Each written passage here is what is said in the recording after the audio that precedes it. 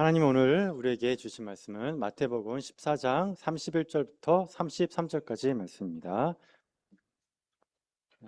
마태복음 14장 31에서 33절까지 말씀. 우리 한 목소리로 같이 읽겠습니다. 시작. 예수께서 즉시 손을 내밀어 그를 붙잡으시며 이르시되 믿음이 작은 자여 왜 의심하였느냐 하시고 배에 함께 오르니 바람이 그치는지라. 배에 있는 사람들이 예수께 절하여 이르되 진실로 하나님의 아들이었소이다 하더라. 아멘. 왜 의심하느냐 제목으로 말씀 나누겠습니다.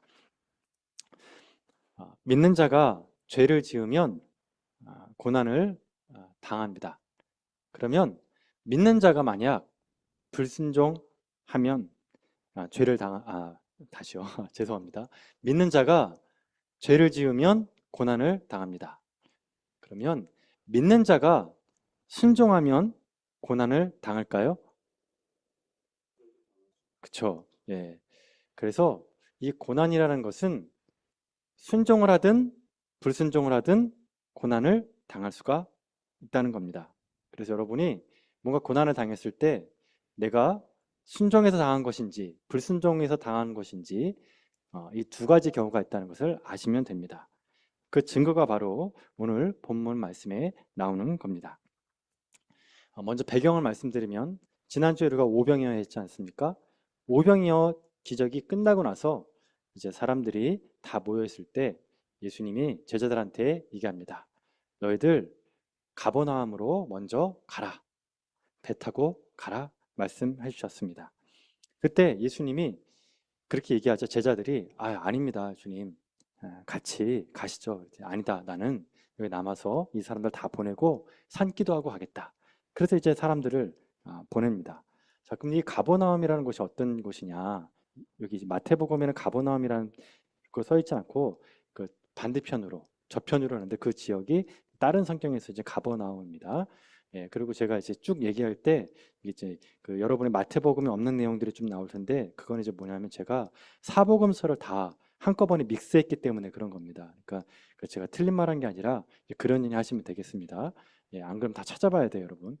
예, 그래서 이렇게 그 가버나움 쪽으로 가는데 그 가버나움이 어떤 이제 곳이냐면은 제가 이제 예를 한번 들어보겠습니다. 제가 청년 때 선배가 한 명 있었습니다. 그래서 그 선배 집에 딱 갔는데 그 집에 그 예배당이 있는 거예요. 그래서 제가 형님 왜 이 집에 예배당이 있습니까? 했더니 우리 엄마가 새벽 예배를 여기서 드려. 그래서 새벽 예배 드리려고 집안에다가 이렇게 예배당을 지었어. 그렇게 얘기하는 겁니다. 저는 그게 처음에 좀 이상했습니다. 이단 같았어요, 좀.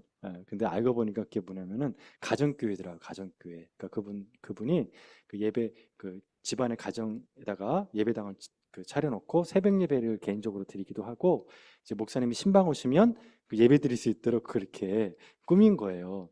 근데 지금은 이제 제가 청년 때는 그게 이제 익숙하지 않았지만 요즘엔 가정교회로 많이 모이지 않습니까? 자신의 집을 예배당으로 이렇게 개방하는 겁니다.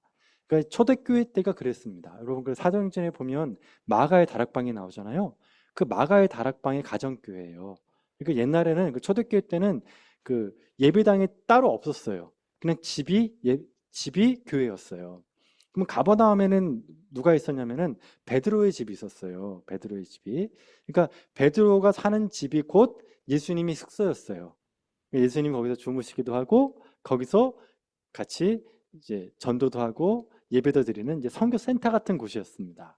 예. 자, 그러니까 예수님이 가버나움으로 먼저 가라고 했던 건 뭐냐면은 먼저 집에 가 있어라 그 뜻이에요. 나 따라가서 가서 잘게. 이제 그때 이렇게 얘기를 하신 겁니다. 자, 그러면 이제 이 오병이어가 있었던 요 그 장소와 이 가버나움의 거리가 어느 정도 거리가 되냐면은 성경에 이제 그 마태복음에 나오면 술이라고 나오는데 그 수리가 약 한 그 10km 정도 됩니다. 그래서 순풍 있잖아요. 순풍을 타면 1시간 거리입니다. 1시간 거리. 그런데 이제 바람이 없을 때가 있죠. 그때는 이제 노를 저어 가야 되니까 한 2시간 정도 되는 거리입니다. 그래서 이 2시간, 1시간에서 2시간 되는 거리를 이렇게 쭉 가는데 갑자기 역풍을 만납니다. 역풍. 그러면 여러분, 역풍을 만나면 배가 노를 저으면 어떻게 됩니까? 안 나가죠. 그 자리에 빙빙빙 돌죠. 근데 바람이 더 세게 불면은 바람에 밀려서 떠내려 가죠. 그렇죠? 그래서 그 얼마큼 떠내려갔냐면 다른 성경에 보니까 바다 한가운데까지 갔다가 나와 있어요. 바다 한가운데까지. 그러니까 바람이 너무 세가지고 바다 한가운데까지 표류한 겁니다. 이제 갈릴리 바다까지. 자, 이제 그런 상황에서 자, 24절 말씀 같이 한번 읽어볼게요. 자, 읽겠습니다. 시작. 배가 이미 육지에서 술이나 떠나서 바람이 거스림으로 물결로 말미암아 고난을 당한. 자, 뭘 당했다고 나오죠? 자, 그럼 이제 보세요. 이거 지금 자, 가버나움으로 먼저 가 있으라 했던 사람이 누굽니까? 예수님이죠. 예. 예수님이 명령했단 말이에요. 그러니까 제자들이 순종했죠. 그 예수님이 명령하고 순종했을 때 지금 당한 게 뭐예요? 고난을 당했다는 거예요. 그러니까 순종을 해도 뭘 당할 수 있다? 고난을 당할 수가 있다. 이제 그게 이게 지금 24절에 증거되는 말씀인 겁니다. 자, 그러면 이제 아니 어떻게 이런 일이 도대체 다 좋은 일만 있어야 되는 거 아닌가요? 주님 믿으면? 그렇죠? 근데 나쁜 일이 이제 벌어진 거예요, 지금. 예. 그 이게 여러분 이게 똑같은 말씀이 어디 나오면 여러분 우리 그 이제 묵상했던 나눴던 말씀 마태복음 말씀도 똑같이 나와요. 마태복음 13장 21절 보세요. 한 장 뒤로 넘기면 되겠죠. 천국 비유의 말씀이잖아요. 거기도 똑같은 말씀이 나와요. 자, 같이 한번 읽어보겠습니다. 마태복음 13장 21절입니다. 시작. 그 속에 뿌리가 없어 잠시 견디다가 말씀으로 말미암아 환난과 박해가 일어날 때에 곧 그쵸. 지금 보니까 넘어진다 그랬죠. 근데 뭐 때문에 넘어졌죠? 예. 말씀으로 인해서 뭘 받죠? 예. 어려움을 당하는 거예요. 예. 그러니까 뭐 때문에 어려움을 당했다? 말씀 때문에. 그러니까 말씀 때문에도 말씀에 순종해도 올 받을 수 있다? 그 고난을 당할 수 있다. 그래서 예수님은 거짓말을 하시는 분이 아니잖아요. 그 예수님은 딱 직설적으로 얘기했어요. 예. 복음과 함께 고난을 받으라 그런 거예요. 고난과 함께 고난을 받아라. 그래서 여러분 우리가 불순종해도 고난을 받지만 순종해도 고난을 받는다. 그럼 여러분 어떤 종류의 고난이 좋겠습니까? 이왕이면 순종이겠죠. 예. 그러면 이런 고난을 말씀으로 인해서 받는 이 고난을 도대체 언제까지 받느냐? 그리고 왜 받느냐? 이게 오늘 전달하고자 하는 말씀의 키워드입니다. 그러면 이 말씀으로 인한 고난을 언제까지 받느냐라는 거예요. 그게 뭐냐면은 자, 따라하겠습니다. 힘 빠질 때까지. 예, 힘이 쏙 다 빠질 때까지입니다. 힘이. 자, 그랬죠? 이제 오병이어부터 이 가버나움까지. 근데 이제 이 오병이어 때 예수님이 기적을 일으켰던 때가 언제였습니까? 해가 질 때쯤, 저녁 때쯤이잖아요. 그렇죠? 예, 그때쯤이에요. 그러니까 이게 지금 여기 그 다른 성경에 보면은 뭐라 하냐면 사경에 그래서 사경쯤이라 그랬어요. 자, 12시를 살아남으면 몇 개가 남습니까? 3이죠. 그렇죠? 그래서 이 12시를 살아남으면 3333이 되는 거예요. 그래가지고 만약에 사시경에 되면 몇 시쯤이 될까요? 새벽 3시나 6시쯤이에요. 3시나 6시. 그러니까 뭐냐면 이 표현은 뭐냐면은 해가 뜨기 전까지예요. 즉 그 얘기를 다시 종합하면 뭐가 되냐면 이 12제자가 해가 뜨기 직전까지 고난을 당했다 그 얘기예요. 이걸 조금 더 표현하면은 해가 져서 저녁 될 때부터 해가 뜨기 직전까지 정말 사투를 벌렸다. 역풍을 맞아가지고 사투를 벌렸다라는 뜻입니다. 바로 그때 누가 오시죠? 예수님이 오시는 거예요. 자, 그럼 여기서 우리가 궁금한 거예요. 아니, 폭풍 불 때 예수님이 일찍 오시면 사투를 어때요? 아, 그쵸? 예. 그런데 정말 죽을 듯 말 듯 밤새도록 눈을 진 거예요, 지금. 밤새도록. 그래서 표류해서 어디까지 갔다고요? 바다 한가운데까지. 그 얼마나 고생을 한 겁니까? 이제 소망이 다 끊어진 거. 진퇴양난이에요. 바다 한가운데니까 육지로 갈 수도 없고 바다를 향해 더 갈 수도 없는 진퇴양난의 상황이에요. 여러분 이게 똑같은 일이 어디서 일어난지 아십니까? 순종했을 때 고난받는 이 똑같은 일이 구약에도 나와요. 그게 출애굽이에요, 출애굽. 여러분, 출애굽 때 백성들이 출애굽을 딱 했죠. 자, 그러면 여러분, 불기둥과 구름기둥이 나오죠. 요건 여러분, 불기둥과 구름기둥은 홍해 전 사건일까요? 후 사건일까요? 예? 홍해 건넌 다음에 불기둥과 구름기둥이 있었을까요? 아니면 출애굽하자마자 불기둥과 불기둥이 있었을까요? 헷갈리죠? 그쵸? 그러니까 헷갈릴 때 얘기하면 안 돼요. 예, 창피하니까. 언제냐면 이게 출애굽하자마자예요. 출애굽하자마자. 예, 출애굽하자마자 불기둥과 구름기둥이 있었다. 그러면 낮에는 불기둥일까요? 구름기둥일까요? 여러분 대낮에 불기둥이면 어떻게 될까요? 쪄 죽죠. 예, 쪄 죽어요. 그래서 하나님은 예, 그렇게 안 하세요. 그래가지고 이게 제가 그 예배 때 그 준비 안 한 내용인데 그 외국인들이 그 우리나라 국적 취득하려고 시험을 보잖아요. 그럼 이제 물어본대요. 자, 겨울에 따뜻하게 난방하는 걸 뭐라 그럽니까? 뭐죠, 여러분? 예, 그래가지고 예, 물어보니까 뭐냐면 이제 그랬대요. 그 옆에 있는 사람들이 그 보일러라 그랬대요. 그랬더니 그 아니라고. 예, 그랬더니 옆에 있던 사람이 피 웃으면서 그랬대요. 귀뚜라미. 그 원래는 뭐예요, 여러분? 온돌이죠, 온돌. 예, 그 온돌인데 이게 생각이 안 나. 외국인 잘 모르잖아. 그러니까 이제 그 보일러, 그럼 귀뚜라미라고 얘기한 거예요. 그러니까 여러분 대낮에 하나님 불기둥을 주시면 뭐예요? 뭐 죽으라는 거지, 그렇죠? 그게 아니에요. 예, 그게 아니라 뭘 주셨다고요? 그러니까 천막을 쫙 쳐신 거예요. 그럼 이제 여러분 이 구름 기둥이 앞에 있었습니까? 뒤에 있었습니까? 앞에 있었단 말이에요. 저 구름 기둥이 가면은 따라가는 거예요. 예. 그렇게 출애굽하자마자 구름 기둥이 나타났어요. 그러면 이제 뭐예요? 따라가면 되죠. 그 졸졸 따라갔단 말이에요. 근데 구름 기둥이 앞 도착한 곳이 어디였냐? 홍해라니까요. 그러니까 여러분 말씀대로 순종했습니까? 안 했습니까? 순종했죠. 하나님이 이끄신 대로 간 곳이 홍해예요. 예. 그런데 놀랍게도 여러분 어때요? 그 뒤로 애굽의 군대들이 쫓아왔잖아요. 그러니까 앞에는 홍해요. 뒤에는 애국 군대. 진퇴양난인 거예요. 그러니까 오늘 본문 말씀 안에는 제자들과 똑같아요. 바다를 향해 더 앞으로 나가지도 못하고 육지를 향해 가지도 못하는 진퇴양난의 상황과 똑같은 겁니다. 그러자 백성들이 뭐라고 막 얘기합니까? 여러분 이게 원망이죠. 원망.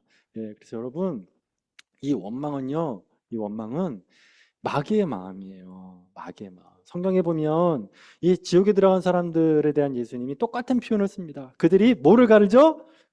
이를 갈며 슬퍼 운다. 아이고, 이빨을 막 드르륵 깔면서 막 원망을 하는 겁니다. 여러분의 인생이 누구 때문에 이렇게 망쳤습니까? 옆 사람 보시면 안 되죠. 예. 그 대부분 사람들이 누구 때문에 내 인생이 이렇게 됐다고 얘기를 합니다. 누구 때문에 내가 이렇게 불행해졌다 그러는데 여러분 그 누구 마음이라고요? 마귀 마음이에요. 내가 뭐 때문에. 내가 이렇게 불행해졌다. 그건 마귀의 마음이에요. 천국의 마음은 어떤 마음일까요? 하나님 주시는 마음은 감사예요, 감사. 믿음이에요. 감사한 믿음이에요.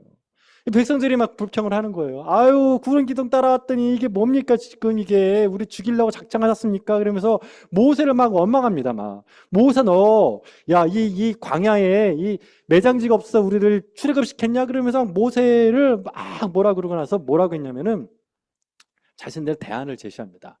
야, 우리가 광야에서 죽을 바에 차라리 애굽으로 돌아가서 종노릇하자. 여러분 이게 말이 됩니까? 예? 하나님이 종 생활에서 끄집어냈는데 죽는 것보다는 다시 종 생활하는 게 낫다. 그러니까 누구의 종이 되겠다? 바로의 종이 되겠다. 그래서 여러분 바로는 옛날 자기를 신이라 그랬잖아요. 그러니까 마귀의 종이 되겠다 그 뜻이에요. 지금 마귀의 종이 되겠다. 그게 무슨 말이냐면 아까 했던 이 마태복음 13장 21절 말씀에 넘어지는 자의 뜻이에요. 넘어지는 자. 이게 넘어진다는 게 여러분 그냥 뭐 어디 뭐 이게 고관절 깨지고 막 코 깨지고 그런 뜻이 아니에요. 넘어진다는 배교한다는 뜻이에요. 배교한다. 하나님부터 멀어진다. 배교한다는 거예요. 믿음을 버린다는 거예요. 믿음을. 예? 그러니까 이 환란이 오니까 어때요? 배교하는 일이 벌어지는 거예요. 하나님의 종이 아니라 마귀의 종이 되겠다고 얘기를 하는 겁니다. 그때 여러분 그런 일 벌었을 때 이렇게 고난당했을 때 뭐 해야 됩니까? 믿어야겠죠. 믿어야 돼요. 그래서 여러분 정말 놀랍게도 여러분 모세가 했던 말이 정말 기가 막힙니다. 모세가 뭐냐면 첫 마디가 뭐냐면 두려워하지 말아라. 가만히 서서 여호와께서 오늘 너희를 위하여 행하시는 구원을 보라. 가만히 서서 하나님이 구원을 일으킬 것이다. 근데 여러분 이 표현이 홍해가 갈라지기 전에 했던 말이에요. 이게 중요한 거예요. 이게. 그러니까 뭐냐면 여러분 고난이 오잖아요. 그러면 믿어야 돼요. 어때요? 하나님이 나를 뭐 해주실 것이다? 구원해 주실 것이다. 그럼 내가 할 일은 뭐예요? 가만히 서서 하나님이 어떻게 하시는지를 보는 거예요. 이게 여러분 모세가 우리에게 보여줬던 교훈이에요. 그러면서 뭐라고 하냐면 여호와께서 너희를 위하여 싸우시리라. 누가 싸운다고요? 하나님이 싸우신다. 그래서 이게 정말 중요한 개념이 구약에서 계속 나오는 게 뭐예요? 우리의 싸움은 신약에서는 혈과 육의 싸움이 아니다. 구약에서는 뭐라고 합니까? 병과 마병으로 싸우는 것이 아니다. 그래서 우리가 뭐를 통해 이깁니까? 믿음으로 이긴다. 그래서 모세가 이렇게 믿음으로 선포하자 그러자 하나님이 말씀하시는 거예요. 그 믿음으로 선포하니까 하나님이 말씀하시는 거예요. 뭐냐면 지팡이를 손에 들고 바다 위에 내밀어 그것을 갈라지게 하라. 믿음으로 선포하자 하나님이 그때 명령하시는 거예요. 그러면 사실 하나님이 뭐라고 말씀하셨냐면 두 가지 이유를 얘기하시는데 여러분 이게 키워드예요. 아까 그랬죠? 내가 순종을 했는데 왜 나에게 이런 고난이 왔느냐? 내가 정말 신앙생활 잘했는데 내가 왜 나한테 이런 고난이 왔느냐에 대한 그 이유가 출애굽과 그 다음에 구약과 신약이 일치한다는 거예요. 자, 이렇게 명령하시고 나서 하나님이 왜 구름 기둥으로 이스라엘 백성들을 홍해로 인도하셨는지에 대한 이유가 나옵니다. 그 이유가 뭐냐면 애국 군대로 말미암아 내가 영광을 받을 것이라. 자, 뭘 받는다고요? 영광을 받으리라. 자, 두 번째, 애굽 사람들이 나를 여호와인 줄 알리라. 자, 뭐인 줄 알리라? 자, 그러니까 키워드가 두 개예요. 영광과 여호와인 줄 알리라. 자, 영광을 받기 위해서 하나님은 뭘 받기 위하신다? 영광을 받기 위해서. 자, 두 번째가 뭐라고요? 여호와인 줄 알리라. 영광을 받기 위한 것이다. 그 다음에 여호와인 줄 알리라는 거예요. 자, 제가 신앙생활을 하면서 하나 깨달은 게 있어요. 그게 뭐냐면 하나님은 극적인 것을 정말 좋아하세요. 극적인 것을 좋아하세요. 우리 성가대 아까도 찬양했지만 너무너무 감사하죠. 우리 유한교회 성가대는 사실은 이게 1000명 단위 교회 그 성가대예요. 네, 그렇죠? 네, 그래서 제가 처음에 우리 유한교회 왔을 때 제일 놀랬던 게 뭐냐면 성가대 때 앞에 다 나오시더라고요. 나도 나가야 되나 싶었던 그런 기억이 아직도 생생해요. 예. 그래서 우리 그쪽 교회가 더 커지면 우리 유한교회는 정말 성가대만큼 기가 막힐 겁니다. 자, 그럼 제가 이 얘기를 왜 드리냐면 하나님은 찬양을 기뻐하세요. 찬양을. 근데 하나님은 찬양도 기뻐하시면 또 뭘 좋아하면 극적인 걸 좋아하세요. 반전을 좋아하세요. 반전. 근데 그 반전을 할 땐 반드시 뭘 꺾어버리냐면 인간의 소망과 노력을 꺾어버려요. 인간의 소망과 노력을. 내가 노력하고 내가 소망했던 걸 다 꺾어버리세요. 왜 꺾어버리냐? 하나님이 하시기 때문에 그래요. 믿으십니까? 하나님이 하시기 위해서, 하나님이 영광 받기 위해서 하는 거예요. 만약에 여러분 내가 노력하고 내가 소망해서 내 계획대로 뭔가를 해냈어요. 그러면 그 영광을 누가 돌리겠습니까? 누구한테? 내가 나한테 돌리겠죠. 내가 잘해서 이렇게 했어. 내가 노력해서 이렇게 했어라고 얘기하겠죠. 그러니까 하나님한테 가야 될 영광을 나한테 돌릴 수 있단 말이에요. 그래서 하나님은 뭐냐면 극적인 상황을 주는 거예요. 내 노력과 힘과 모든 걸 다 빼가지고 정말 우리로 하여금 어떤 고백을 시키냐면은 야, 이거는 하나님이 하셨습니다. 이거는 정말 상상치도 못한 일입니다. 이거는 하나님이 하셨습니다. 하나님이. 라고 고백할 수밖에 없도록. 그러면 누굴 찬양합니까? 사람들이. 하나님을 찬양하도록 만드는 거예요. 그래서 이게 신약 말씀에 구원은 선물이라 그러는 거예요. 선물. 자랑치 못하게 하는 거예요. 자랑치 못하게. 그래서 하나님이 정말 생각지도 못한 일을 우리에게 허락하신다. 그러니까 여러분 고난이 막 밀려와요. 순종했는데 고난이 막 밀려와요. 그러면 지금 뭐의 징조일까요? 뭐의 징조? 역전의 징조인 거예요. 역전. 하나님이 영광 받으시기 위해서 지금 이러시는구나. 나의 생각과 나의 소망을 다 꺾으시고 내가 항복하게 만드시는구나. 나로 하여금 항복해서 주님, 저는 아무것도 못하겠습니다. 주님. 정말 하나님이 나의 하나님이신 것을 증명하시려고 이러시는군요. 주님 감사합니다라고 믿음으로 나가시기를 축원드립니다. 여러분 놀랍지 않습니까? 홍해를 건넜는데 그 홍해에 그냥 홍해가 아닙니다. 마른 길을 걷게 하셨다. 마른 길을 걷게 하시는 하나님이십니다. 여러분도 하나님이 그렇게 여러분에게 기적을 일으킬 줄 믿습니다. 자, 그럼 이제 두 번째 이유예요. 하나님이 자, 뭐 한다고요? 영광 받기 위해서. 자, 두 번째 뭐예요? 여호와인 줄 알리라. 여호와인 줄. 하나님을 배우는 거예요. 하나님을 배우는 거예요. 아, 하나님이 이런 분이셨어? 와, 내가 몰랐는데 하나님이 이런 분이셨어? 이걸 깨닫게 하는 거예요, 이거를. 자, 그 말씀이 어디에 나오냐면 여러분, 이게 똑같은 사건인데 어디에 나오냐면 비슷한 사건인데 마태복음 8장을 보겠습니다. 네, 마태복음 8장. 마태복음 8장 23절부터 27절 말씀이 오늘 본문하고 거의 똑같은 말씀이에요.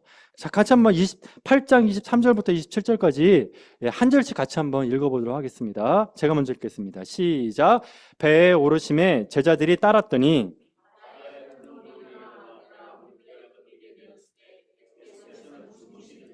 그 제자들이 나와 깨우며 이르되 주여 구원하소서 우리가 죽겠나이다.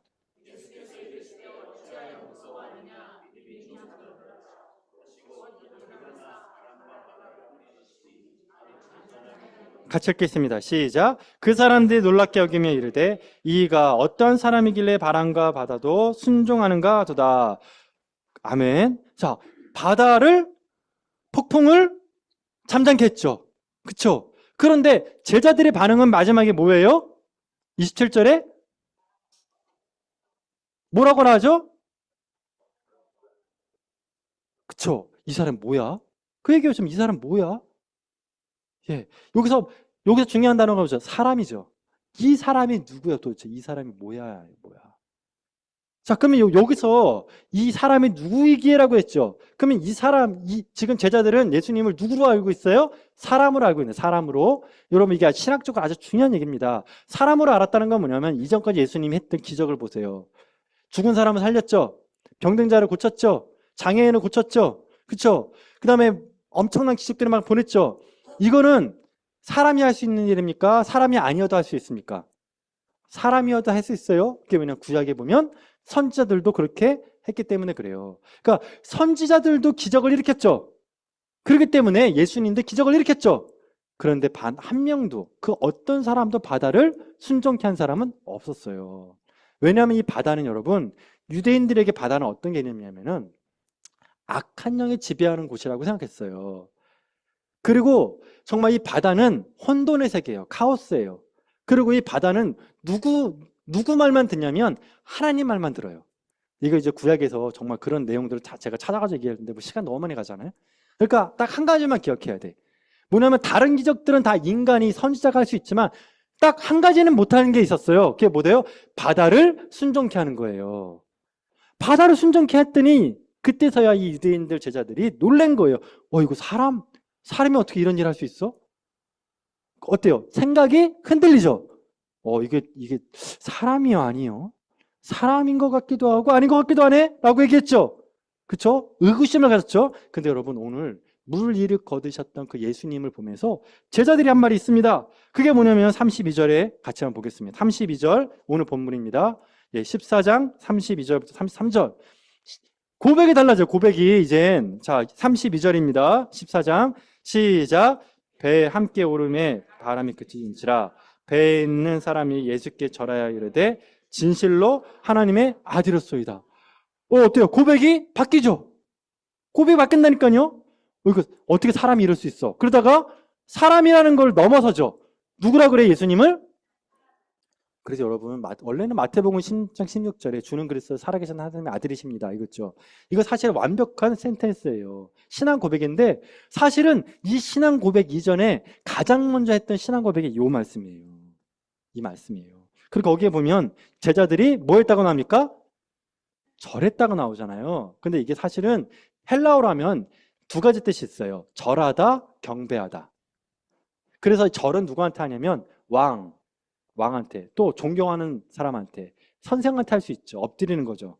그런데 또 하나는 이게 워십이에요, 워십. 그리고 영어 성경을 이게 이 33절을 그 영어 성경으로 보면 웬만한 성경들은 다 워십이라고 나와요. 뭐죠? 경배했다는 거예요. 자, 그러니까 제자들이 예수님을 이제 누구로 아는 거예요? 예배의 대상으로 알기 시작한 거예요. 드디어 예수님은 이제 인간을 능가하는 신적인 존재라는 걸 이제서야 깨닫게 된 거예요. 그래서 경배한 거예요. 절했다는 이 표현이. 경배하고 당신은 하나님의 아들입니다라고 최초의 신앙 고백이 바로 이 부분에 나온다. 자, 그러니까 예수님이 누군지를 알게 되었죠. 자, 아까 출애굽 때 두 가지가 있었죠. 홀로 영광 받으셨다. 두 번째, 하나님이 어떤 분인지를 알았다. 그쵸? 애굽의 군대들 이기시는 하나님인 걸 알았죠? 그쵸? 자, 여기서 제자들이 이제 이 고난을 통해서 무엇을 배웠습니까? 예수님이 누군지를 안 거예요. 예수님이 누군지를 안 거예요. 근데 여러분 이제 연결해 볼게요. 내가 순종했어. 내가 하나님 뜻대로 살았어. 고난 당할 수 있어요, 없어요? 자, 잘 생각하세요. 자, 내가 하나님께 순종했어요. 구름 기둥과 불 기둥을 따라갔어요. 성령님이 인도하시는 내가 따라갔단 말이에요. 고난이 있을 수 있어요, 없어요? 있다니까요, 여러분. 이걸 머리에 박으셔야 돼, 이거를. 근데 이 고난은 예수님이 너 한번 죽어봐라. 너 한번 망해봐라. 이거예요, 아니에요? 아니라니까요. 그 목적이 뭐라고요? 영광 받으시기 위해서. 두 번째, 예수님이 누군지를 알기 위해서요, 누군지. 그걸 우리가 쉬운 표현을 하면 간증이라는 거예요, 간증. 신앙 고백이라는 거예요. 간증인 거예요, 여러분. 내가 이렇게 말씀대로 살았는데 이런 어려움이 있었어요. 하지만 하나님이 나를 거기에서 건져주셨어요. 이게 간증의 패턴 아닙니까? 그 여러분들이 유튜브 같은 데 보면은 정말 많은 사람들이 다 이런 식의 간증이잖아요. 내가 주님 뜻대로 살다가 고난당했지만 하나님은 나에게 이런 은혜 주셨다. 여러분 이런 은혜가 있기를 축원드립니다. 그러니까 여러분 하나님을 더 깊이 배워가는 시간이에요, 고난은. 자, 그런데 여러분 여기서 놀라운 일이 있습니다. 놀라운 일. 그게 뭐냐면 베드로의 태도예요. 베드로의 태도. 자, 여기서 이 베드로가 어떻게 합니까? 자, 이제 예수님이 막 폭풍이 칠 때 예수님이 걸어오세요. 물 위로. 그랬더니 제자들이 뭐라고 얘기합니까? 유령이다. 유령이다. 어떻게? 그 예수님이 이제 막 이렇게 유대인들의 옷이 이제 흰 옷이잖아요. 그럼 이게 막 펄럭거릴 거 아닙니까? 그러니까 펄럭거리니까 어때 막 이게 귀신 같잖아요. 머리도 여러분 어때? 막 펄럭거리죠. 머리 펄럭거리고 옷 펄럭거리고 이게 정말 사람 같지 않을 거예요. 막 귀신같이 보일 거라고요. 예. 그래서 막 귀신이야! 그리고 소리를 쳤대요. 성경에 보니까. 귀신이야! 막 소리를 쳤어요. 그랬더니 그때 예수님이 즉시 얘기했대요. 뭐라고 합니까? 안심하라. 나니 두려워하지 말라. 안심하라. 나니 두려워하지 말라. 나다, 나. 예, 나. 나야, 나. 자, 이 말을 이어받은 사람이 있습니다. 그게 바로 베드로예요. 그 제자들은 예수님을 지금 유령으로 봤죠. 근데 예수님이 아니야, 나야, 나. 그랬죠. 그때 그 말을 베드로가 딱 받아가지고 뭐라고 말합니까? 거기 한번 같이 보겠습니다. 예. 자, 28절 같이 읽겠습니다. 시작. 이르되 지거든 나를 명하사 물 위로 오라 하소서. 예, 28절입니다. 다시 한번 읽겠습니다. 시작. 대답하여 이르시되 주여 만일 주님이시거든 나를 명하사 물 위로 오라 하소서.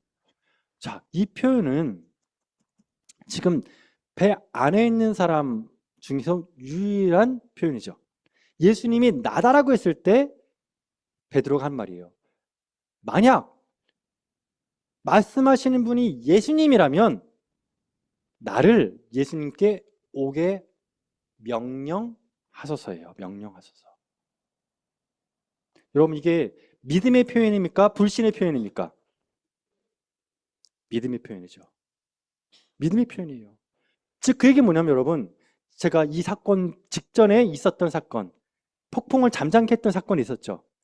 예수님이 폭풍을 무엇으로 잠잠케 했죠? 말씀으로 명령했죠. 잠잠하라 명령했죠. 그랬더니 폭풍이 잠잠했죠. 이거를 가지고 베드로가 얘기한 거예요 지금. 예수님은 내가 알고 있는 예수님은 말씀으로 폭풍을 잠잠케 하시는 분입니다. 근데 예수님이 나라고 하셨죠. 물 위로 걷고 계시는 사람이 유령이 아니라 나라고 하셨죠. 예수님이라고 했죠. 그러면 예수님이 저에게 명령해 주십시오. 저를 오라고 하십시오. 그럼 제가 물 위로 있으니까 가겠습니다. 그러면 그분이 바로 예수님입니다. 라고 얘기한 거예요. 정말 놀랍지 않습니까? 정말 놀라운 고백이에요. 다른 제자들은 지금 두려워 떨고 환상 가운데 막 혼미백산하고 있을 때 베드로만큼은 어떻게 돼요? 믿음으로 나아간 거예요, 여러분. 여러분, 이게 우리한테 필요한 거예요, 여러분. 고난을 당하잖아요? 고난을 당하면, 우리에겐 고난을 당하면 어떻게 이겨야 되냐? 더 큰 믿음으로. 자, 뭐라고 여러분? 더 큰 믿음으로 반응하는 거예요. 어려움이 오면 더 큰 믿음으로 반응하는 거예요. 제가 요즘에 정말 묵상하고 좋아하는 말씀이 하나 생겼어요. 그게 뭐냐면 때를 따라 도우시는 은혜입니다. 때를 따라 도우시는 은혜. 그게 뭐냐면은 여러분 걱정 근심하는 사람들 보면요, 막 땡겼어요. 예, 뭐 10년 돈도 막 카드 돌려막는 것처럼 걱정 근심도 땡겨 쓰더라고요. 예, 막 10년치, 20년치, 30년치 거를 막 땡겼어요, 막. 그래서 내일도 모를 사람들이, 예, 내일 조금만 뒤에서 어떤 일이 벌어질지 모르는 사람들이 막 10년치 거를 땡겨가지고, 야, 나 그러면 뭐 어떻게 사냐나. 그때 되면 어떻게 사냐나. 막 걱정을 하는 거예요, 여러분. 너무너무 안타까워요.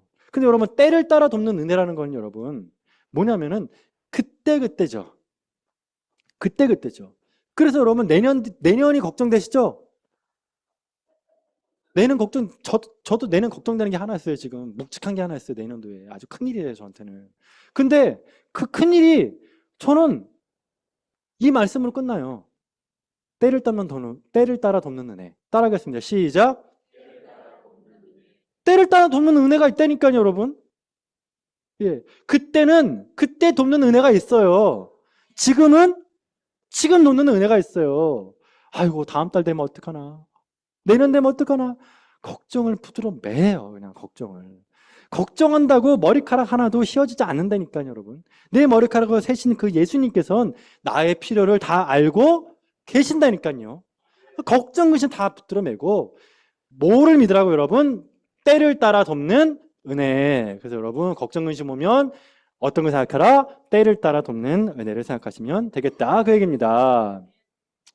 자, 이렇게 문제가 오면 더 큰 믿음으로 가는 거예요. 자, 지금 보세요. 제 키가 제 친구들과 비교했을 때는 비슷하거나 좀 큽니다. 그렇죠? 네. 네, 뭐 믿거나 말거나. 근데 제가 일본에 가면 어떨까요? 갑자기 어깨가 이제 펴지는 거예요. 커요, 전 일본에 가면. 근데 제가 막 네덜란드에 갔다 그러면 어떻게 될까요? 네덜란드 하면 저는 예? 저는 정말 난쟁입니다. 왜냐? 네덜란드 사람들의 평균 키가 185예요. 평균 키가 185예요. 평균 키가. 그러니까 저는 올려다보고 다녀야 돼. 올려다보고. 예, 올려다보고 다녀야 돼. 네덜란드 가면. 근데 일본 가면 어때요? 예, 역전이 되는 거죠. 그러니까 이게 믿음이라는 게 상대적이다 그 얘기예요. 상대적이다. 그렇죠? 자, 배 안에 있던 제자들에 비해서 베드로의 믿음은 큽니까 작습니까? 크죠? 그쵸? 예. 그런데 베드로가 빠지죠. 어떤 것에 비해서 작은 거라고요? 파도에 비해서 작은 거예요. 자, 다시 누구에 비해서는 크다고요? 제자들에 비해서는 크죠. 근데 큰 파도에 비해서는 지금 작은 거예요. 그래서 베드로가 물에 빠지자 예수님이 뭐라고 책망하셨죠? 같이 한번 읽어보겠습니다. 자, 30절과 31절입니다. 31절 시작. 바람을 보고 예, 시작. 바람을 보고 무서워 빠져가는지라 소리질러 이르되 주여 나를 구원하소서 하니 예수께서 즉시 손을 내밀어 그를 붙잡아 이르시되 믿음이 작은 자여 왜 의심하느냐. 그러니까 여기서 믿음이 작은 자여 그랬죠. 이 믿음이 작은 자는 상대적 개념이라고요.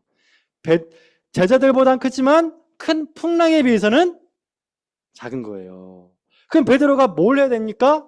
큰 풍랑보다 더 큰 믿음이 필요하겠죠.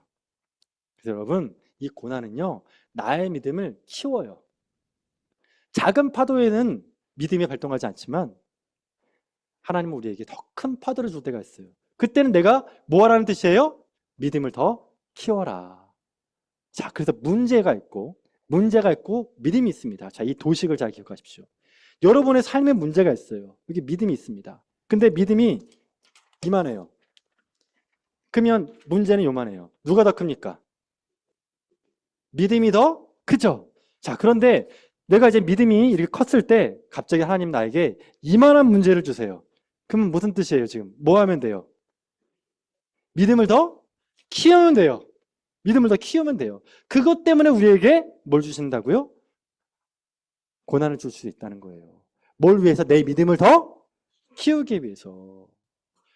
제가 예를 한번 들어볼게요. 어떤 이제 권사님에 대한 이야기인데, 그 권사님은 평생을 하나님께 헌신했던 사람이 너무너무 신앙이 좋았던 분이세요. 그래서 여러분, 우리 평생 싸움에서 수없이 많은 문제가 있는데, 그 대표적인 그 문제가 뭐예요? 돈 문제잖아요. 근데 이분은 정말 이 돈 문제 다 해결했어요. 자녀 양육 문제 믿음으로 다 이겨냈어요. 건강 문제 믿음으로 다 이겼어요. 돈 문제, 가족 문제, 정말 건강 문제까지 다 믿음으로 극복했던 분이에요. 그런데 이분이 마지막에 비틀거렸어요. 그게 뭐냐면 죽음이에요, 죽음.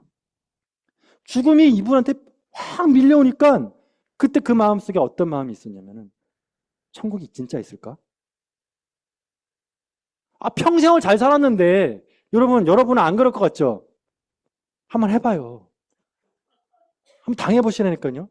이게 여러분, 이 죽음을 딱 직전 앞에 가면 이 죽음 앞에 들어온 이 두려움이 확 밀려와요, 여러분. 정말 확 밀려온다니까요. 그때 나의 진짜 믿음이 드러나는 거예요. 나의 진짜 믿음이 뭐냐면은 죽음도 극복할 수 있는 믿음이냐, 아니면 죽음보다 더 작은 믿음이냐, 이게 드러난다. 이게 이 권사님이 그 죽음 앞에서 벌벌 떠는 거예요. 그래가지고 자녀한테 아이고, 야, 천국 진짜 있냐? 그때 그 자녀가 너무너무 실망스러웠대. 왜? 평생을 그렇게 믿음으로 살았던 분이 죽음 앞에서 벌벌 떠는 걸 보면서 너무너무 막 마음이 막 아팠던 거예요. 여러분, 그래서 믿음이라는 건 여러분 평생의 과업이에요. 평생 가는 거예요. 그래서 마지막에 뭐까지 이겨야 된다고 여러분? 죽음까지 이겨야 돼, 죽음까지. 여러분, 죽음이라는 이 두려움과 예수님이 있어요. 죽음이라는 두려움과 예수님이 있습니다. 여러분, 누구를 바라봐야 됩니까? 예수님을 바라봐야 돼요. 정말 잘 기억하세요, 여러분. 죽음의 공포가 밀려와요. 죽음의 공포가. 그때 누굴 바라봐야 돼요? 예수님을 바라봐야 돼요. 딴 생각하면 안 돼요. 내가 모은 돈 누가 쓰나? 그런 생각하면 안 돼요. 나 누가 좀 더 하루만 더 살려주면 좋겠다. 그런 생각하면 안 돼요. 나 안 아팠으면 좋겠다. 그런 생각하면 안 돼요. 다 걱정정신 붙들어 매고 오직 누구만 보라고요? 예수님만 봐야 돼요. 그래서 여러분, 문제가 오면 누구만 봐라? 예수님만 봐야 돼요. 문제가 오면 예수님만 보고 믿음을 키우십시오. 믿음을 키우십시오. 그게 뭐냐면 왜 의심하냐예요. 왜 의심하냐. 자, 여기 보면 말씀에 뭐라고 나옵니까? 맨 마지막에 뭐라고 나왔어요? 믿음이 작은 자요. 그렇죠? 믿음이 작은 자요. 그러니까 뭘 키워야 돼? 믿음을 키워야죠. 두 번째 뭐였죠? 왜 의심하냐. 이 의심이라는 말이 뭐냐면 갈라진 마음이에요. 헬라 뜻이 갈라진 마음. 마음이 갈라지는 것. 두 마음을 품는 게 의심이에요. 두 마음을 품는 것. 그러니까 문제를 보고 예수님을 같이 보면 문제밖에 안 보인다. 예수님과 죽음을 봤을 때 우리는 누굴만 봐야 된다? 예수님만 봐야 돼요. 예수님만 보면 돼요. 그러면 문제는 싹 녹아져요. 그때 예수님이 우리를 구원하신다고 얘기해요. 여러분, 이런 큰 믿음으로 도전하시기를 축원드립니다. 여러분, 12제자 이제 마칠게요. 여러분, 12제자는 고난을 당했어요. 고난을 당했을 때 유일하게 더 큰 믿음을 가지고 나아갔던 사람이 베드로예요. 정말 그래서 여러분, 이 베드로는 정말 훌륭한 사람이에요. 도전했잖아요, 여러분. 믿음으로 도전했잖아요. 이런 믿음에 도전했기를 축원드립니다. 믿음을 키우셔야 돼요, 더. 문제보다 크신 하나님을 바라보며 나아가야 돼요. 물 위로 나아가야 돼요, 여러분. 그때 두 마음을 품지 마십시오. 두 마음을 품으면 거기서 빠지는 거예요. 근데 괜찮아요. 빠져도 괜찮아요. 더 큰 믿음으로 도전한 그 자체가 중요해요. 더 큰 믿음으로 여러분 도전하잖아요? 그러면 주님이 도와주세요. 자, 거기에 뭐라고 나옵니까? 31절에 예수님께서 즉시 잡아준다니까, 여러분. 믿음으로 도전하는 사람은 여러분, 주님이 잡아주세요. 다른 거 다 잊어먹었으니까 이거 하나만 기억하세요, 여러분. 믿음으로, 문제보다 내가 문제가 있어. 근데 믿음으로 더 도전할 거야. 내가 믿음으로 이길 거야 라는 마음으로 나가잖아요? 그런데 시험 당할 수 있죠. 빠질 수 있단 말이에요. 그때 누가 도와주세요? 예수님 도와준다니까요. 손 내밀어 주세요. 그런 사람은 절대 포기하지 않아요. 그런 사람은. 여러분 믿음으로 사시기를 축원드립니다. 기도하겠습니다.